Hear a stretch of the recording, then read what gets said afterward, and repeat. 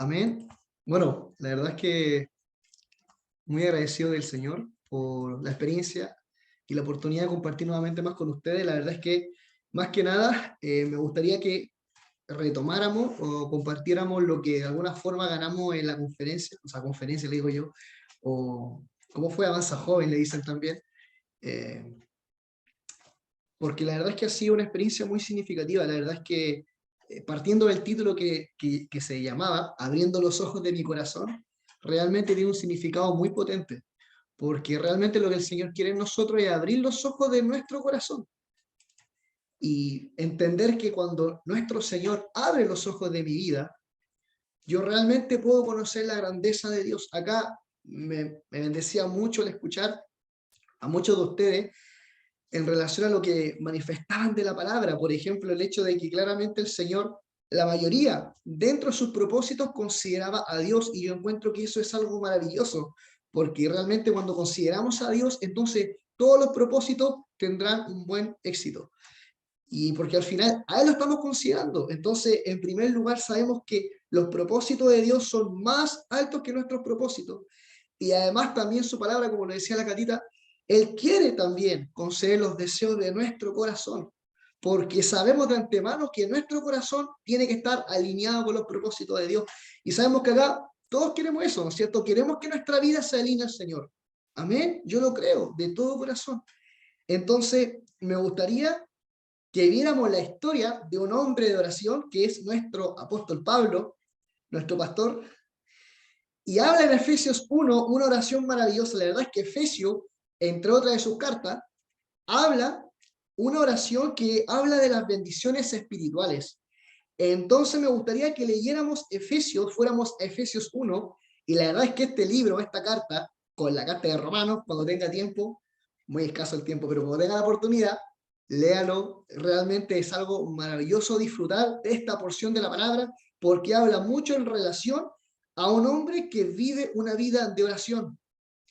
Y qué hermoso, porque él le manifiesta a Dios lo que está en su corazón, y de alguna forma escribe esta carta. ¿Para qué? Para que otras personas también aprendan a experimentar este amor de Dios. Amén. Entonces, con ese propósito, vamos juntos a Efesios 1. Efesios 1.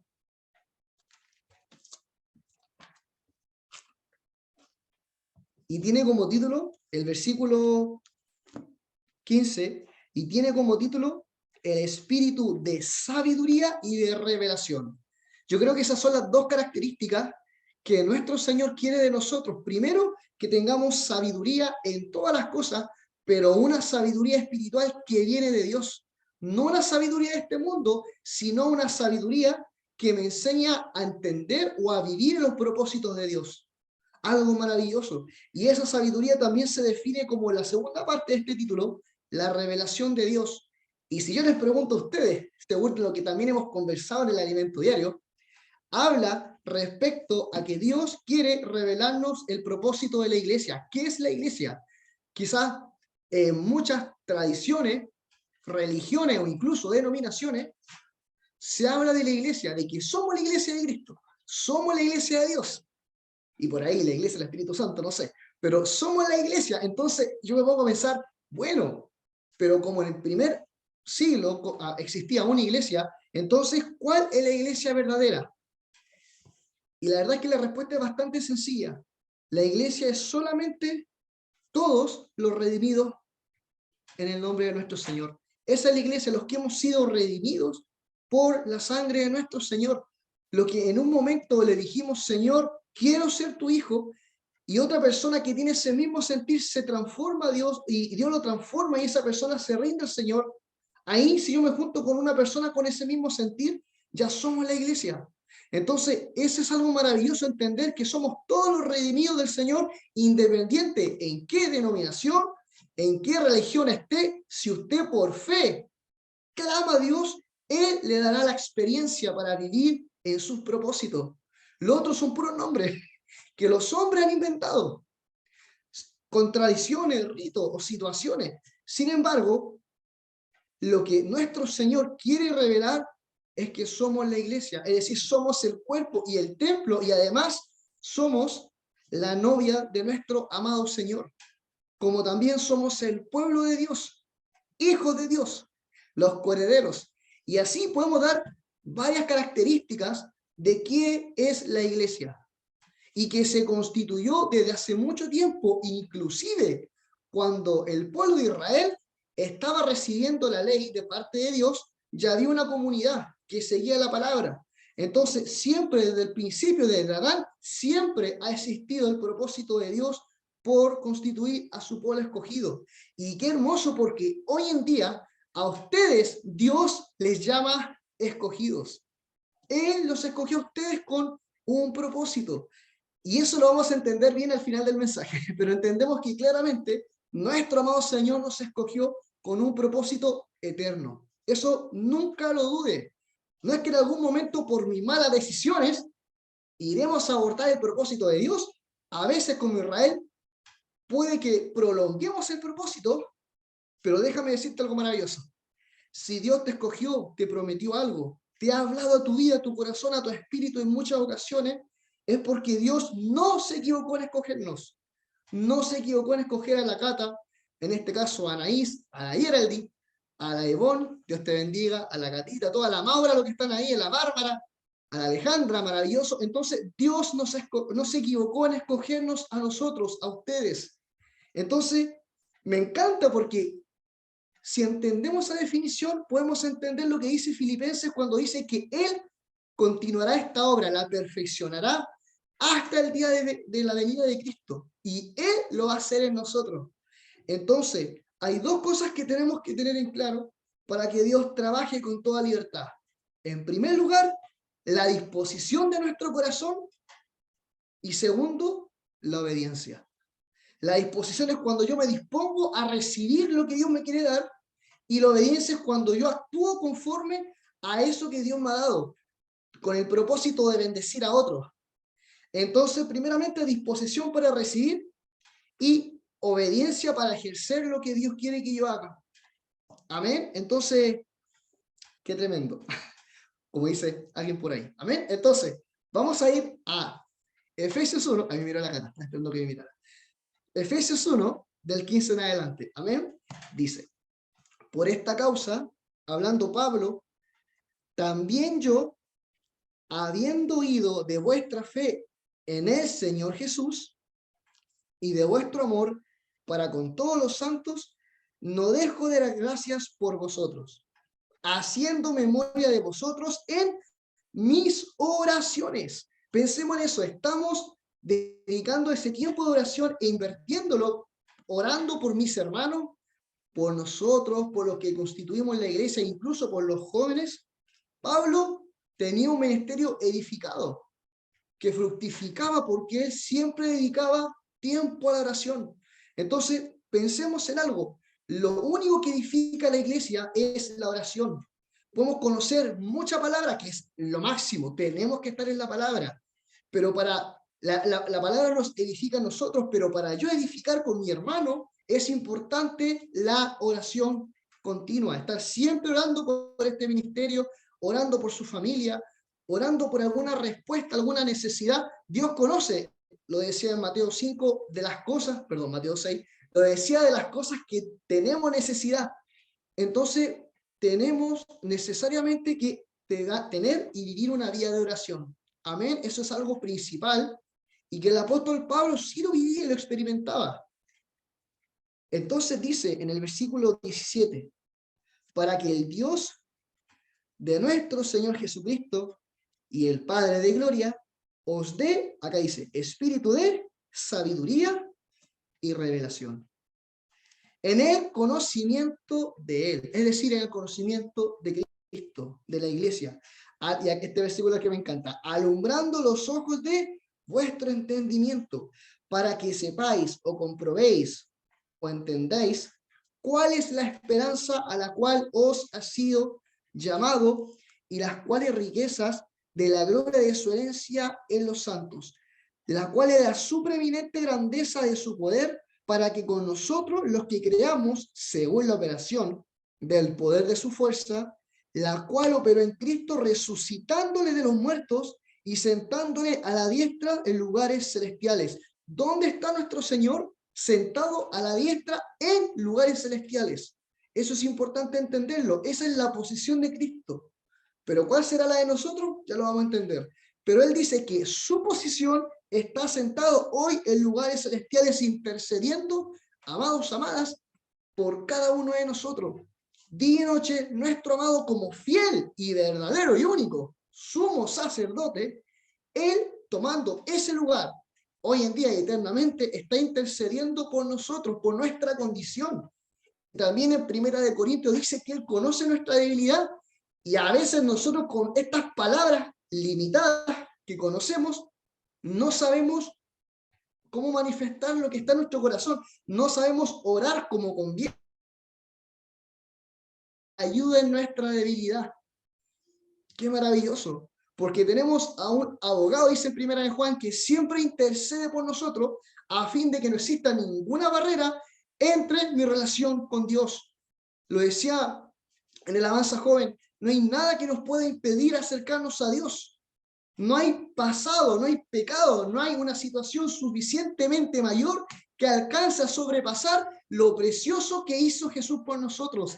Nada se compara al propósito de Dios. Amén. Es algo tremendo y poderoso. Es algo que hay que creerlo, vivirlo y también darlo a conocer a los demás. Entonces, cuando oramos por las personas, queremos que esas personas experimenten lo mismo que nosotros hemos experimentado por fe. Amén. Maravilloso.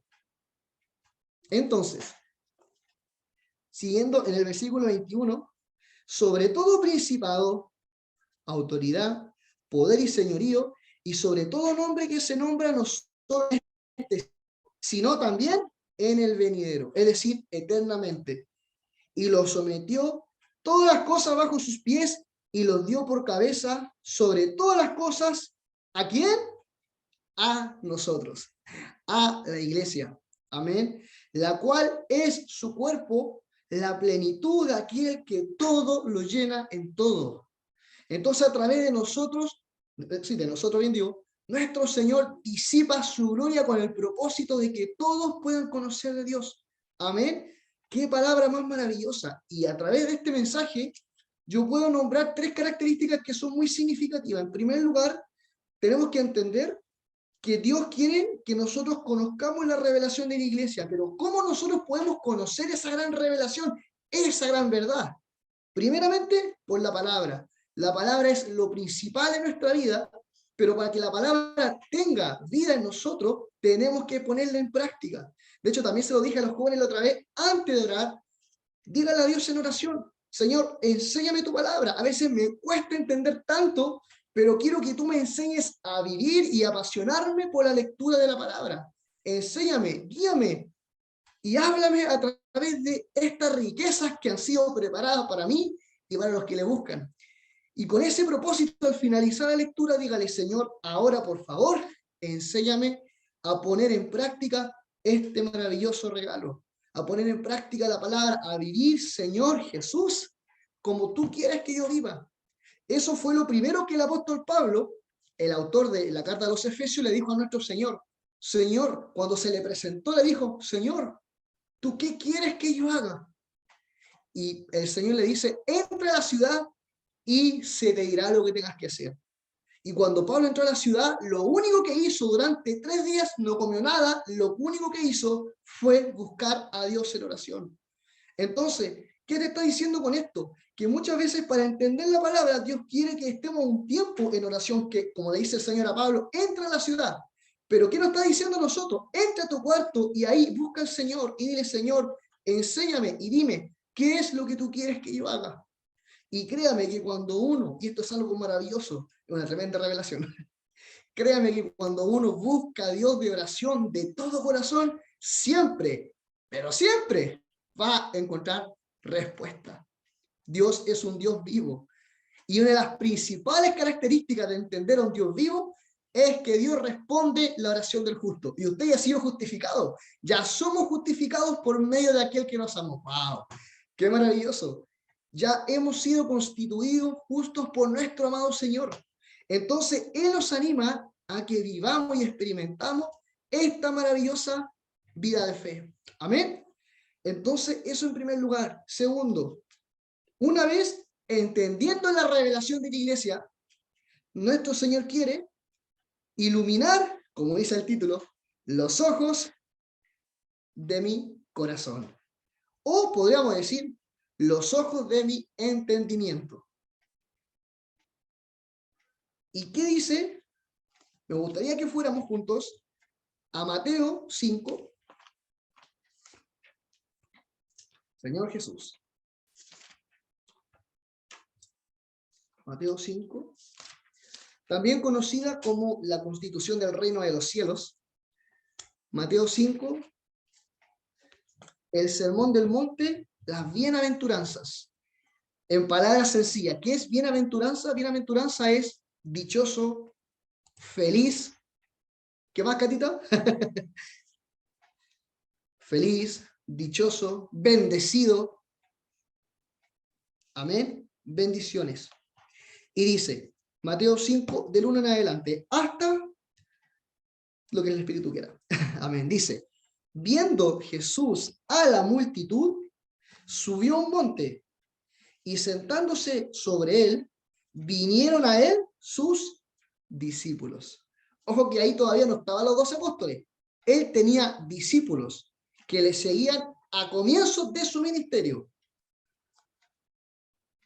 Y dijo, abriendo la boca, versículo 2, les enseñaba diciendo, bienaventurado, dichoso, bendecido, los pobres en espíritu, porque de ellos es el reino de los cielos. ¿Qué es ser pobre en espíritu? Es una persona que carece espiritualmente y tiene y reconoce que necesita a un Dios en su vida. Y toda esa multitud estaba ahí expectante a lo que hablaba el maestro. Y es importante conocerlo y entenderlo así.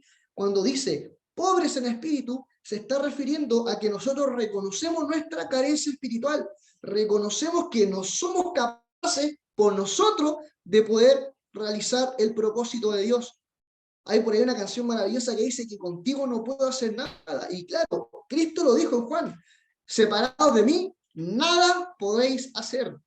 La única forma de que nosotros llevemos frutos es cuando estamos arraigados al tronco o al árbol, que en este caso es nuestro Señor Jesús. Amén. Entonces, eso es importante. Entonces, cuando estamos en Cristo, llevamos fruto y además la palabra dice que vuestro fruto permanece, porque Él lo riega. Él da el crecimiento. Nosotros lo regamos con la palabra, uno siembra y el otro riega, pero es Dios quien da el crecimiento. Entonces, claramente, cuando estamos en la palabra, Dios de alguna forma nos proporciona un crecimiento maravilloso cuando somos constantes con la relación con Dios. Entonces, eso es lo principal. Somos bendecidos, amados, amadas o bienaventurados cuando reconocemos que no somos capaces de hacer nada por nuestra capacidad. Amén. Claro, somos capaces, somos seres humanos de hacer cosas, Dios nos creó con capacidades, pero lo que Dios quiere, lo que está diciendo acá, es que cuando estemos trabajando en su ministerio, cuando oramos por las personas, cuando queremos ver frutos, resultados, toda la gloria tiene que ser para Dios. Amén. Porque en Él, nosotros dice su palabra, que somos más que vencedores. Amén. Es una gran verdad. Y después dice el verso 4, bienaventurados los que lloran, porque ellos recibirán consolación. Por ahí la palabra también menciona en una ocasión que su palabra, la profecía, tiene 3 características, que es edificar, exhortar y consolar. Y me gustaría que meditáramos en eso, porque en primer lugar, lo primero que nuestro Señor hace con nosotros a través de la palabra profética, acá lo hemos escuchado, ¿hablamos nosotros la palabra profética? Amén. Seguimos la palabra profética. Y esa palabra profética en 1 Corintios 12, me parece, 12 o 14, menciona lo siguiente. Dice que su palabra profética, primeramente, nos edifica. ¿Qué es edificar? La edificación de la iglesia empieza a construir en nosotros, que la base o la piedra sabemos que es Cristo y la iglesia. Entonces, Él comienza a edificar a través de una palabra limpia, una fe real en Cristo. En segundo lugar, mediante nuestro crecimiento también se conoce como la edificación y después viene la exhortación. En primer lugar, edifica. Segundo, exhorta. ¿Y qué es exhortar? Mucha gente dice es como que, ya, se puede decir como el llamado de atención, pero ¿en qué sentido? Como somos seres humanos, amados, amadas, y Dios nos conoce tanto, y como nos ama tanto, sabemos y nos deja muchas veces ser humanos, ser personas, que a veces nos equivoquemos, sí, porque necesitamos de un don perfecto en nuestra vida. Entonces, muchas veces cuando estamos quizás en una situación o en un camino que no es el correcto, muchas veces sí Dios nos corrige con el propósito de que podamos seguir caminando por el propósito de Dios. Amén. Y eso es algo trascendente porque como ser humano a veces, y acá lo hemos estudiado, conocemos lo que es la vida del alma y a veces la vida del alma quiere hacer la voluntad de la carne y ahí, sin darnos cuenta, a veces nos desviamos del propósito de Dios. Por eso también Pablo dice, sean llenos del Espíritu Santo, para que comprobéis cuál es la voluntad de Dios. Eso en segundo lugar. Y por último, lo más maravilloso, primero es edificar, exhortar y por último, consolar. No existe reprensión sin que Dios te consuele. Y créame, amado, amada, que esta es la parte más hermosa, porque Dios es el único que sabe cómo consolarte a fin de hacerte sentir tranquilo y en paz y que ya no te sientes una persona culpable ante Dios.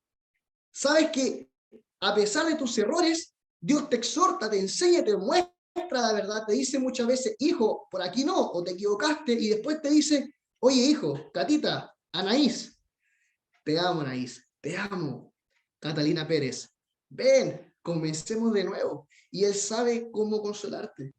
Y en esas palabras Pablo se inspiró cuando nuestro Jesús dijo, bienaventurados los que porque ellos, ustedes, los hombres de fe, mujeres de fe, serán consolados. Qué hermoso. Son palabras de nuestro Señor. Y por último, el 5 dice, bienaventurados los mansos, porque ellos recibirán la tierra por heredad. Bienaventurados los que tienen hambre y sed de justicia, porque ellos serán saciados. Verso 7, bienaventurados, para la cata, los misericordiosos, porque ellos alcanzarán misericordia. Y el verso 9, bienaventurados los pacificadores, porque ellos serán llamados hijos de Dios.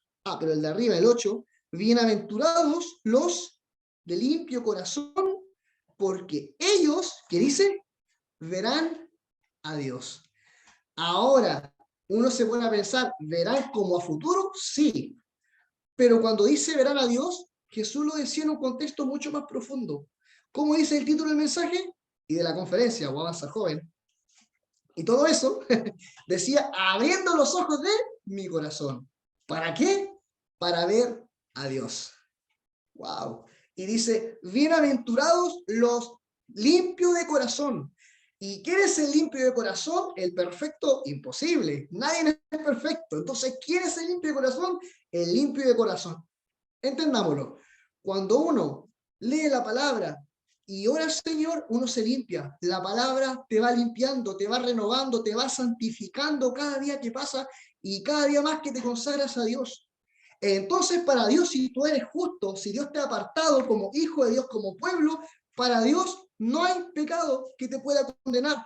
Tú ya eres un limpio de corazón. Aunque esta carne peque, esta carne quiera hacer el mal o está inclinada al pecado, para Dios tú eres una persona constituida justa desde el momento que invocaste el nombre de Dios, desde el momento que te rendiste con todo tu corazón y le dijiste, Señor, te pertenezco. Tú conoces mi debilidad, pero tú, por tu sangre preciosa, me ves sano, me ves santo, purificado y renovado. Una nueva criatura. Maravilloso. Aleluya. Ese es el propósito de Dios. Así te ve el Señor. Entonces, qué hermoso con esa percepción ver el versículo 5 cuando vuelve a decir, bienaventurados los de limpio corazón. Es decir, los cristianos, los que han invocado, los que se limpian día a día, los que se santifican por su palabra, los que renuevan su mente con la palabra, porque esas personas verán a Dios o esas personas experimentarán a Dios en sus vidas. Eso está diciendo. Jesús está diciéndolo, síganme a mí, que soy manso y humilde de espíritu. Así lo dijo. ¿Y por qué? Porque está confirmando esta palabra de que de aquellas personas que son limpios de corazón podrán vivir viviendo y experimentando a Dios en todas las áreas de su vida. ¡Wow! Tremenda revelación, Dios mío. Es algo maravilloso. Eso está para nosotros, para ustedes, para nuestra familia. Y como también la palabra dice, para todos aquellos que nuestro Señor quiera llamar. Amén. Y termino. Dice, estoy dando la gata. Y por último, número 3. Por último, primeramente, la revelación de la iglesia. ¿Para qué? Para iluminar los ojos de mi corazón. Y una vez iluminados los ojos de mi corazón, puedo renovar mi mente. Porque conozco la verdad, por lo tanto puedo y soy capaz de entender qué es renovar la mente. Qué es hacer lo que Dios quiere para mí. Y para eso vamos a Efesios 2. Efesios.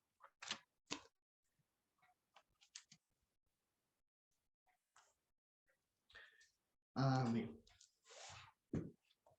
Efesios 2:2 que dice, bueno, como título, me encanta, salvos por gracia. ¿Lo encontraron? Panchi, super. Barbie, Ivonne, amados, amadas, amadas, porque no hay ningún amado.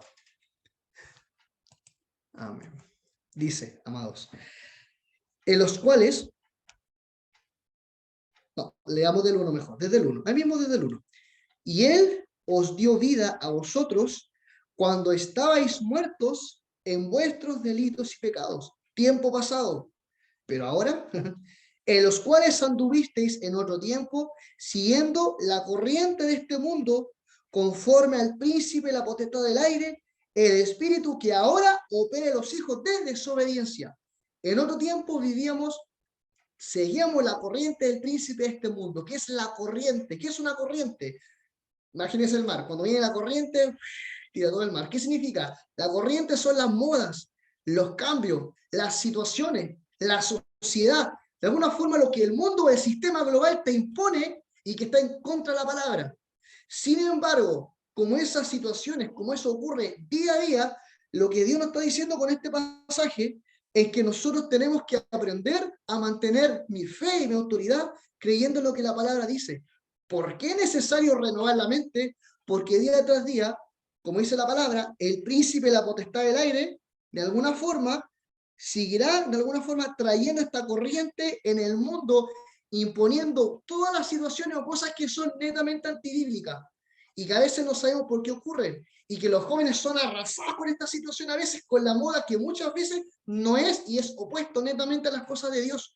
Entonces, por eso es importante que como jóvenes desde ahora, desde la de la Martina hasta la mía que soy el mayor, podamos tratar y avanzar de renovar nuestra mente con los propósitos de Dios. Entonces, entendamos eso. Dios quiere que renovemos nuestra mente y que ¿qué significa renovar nuestra mente? Que cada día necesito una porción de su palabra para que me hable con el propósito de entender de que a pesar de que la sociedad o mi círculo piense distinto a la palabra, voy a perseverar firme en lo que Dios dice. La palabra no pasa de moda, es una sola y ahí se contienen los secretos, los misterios, como dice Pablo, más tremendos del mundo. Lo que Dios quiere para nosotros y así como dice la dinámica de la gatita, esos propósitos, póngalo delante de Dios y dígale, como decía la madre de Jesús, se ha hecho conforme a tu palabra. Heme aquí, como decía Isaías, y digámosle junto al Señor, quiero siempre mantener mi mente renovada para que la palabra sea y siga siendo mi regla de fe. Amén. Entonces, amados, amadas, les quería compartir esta palabra y que el Señor en todo momento les sea fortaleciendo, iluminando los ojos de su entendimiento, de su corazón, para que ninguna cosa los separe del amor de nuestro amado Señor Jesús. Amén. Amén, amados, amadas. Muchas gracias.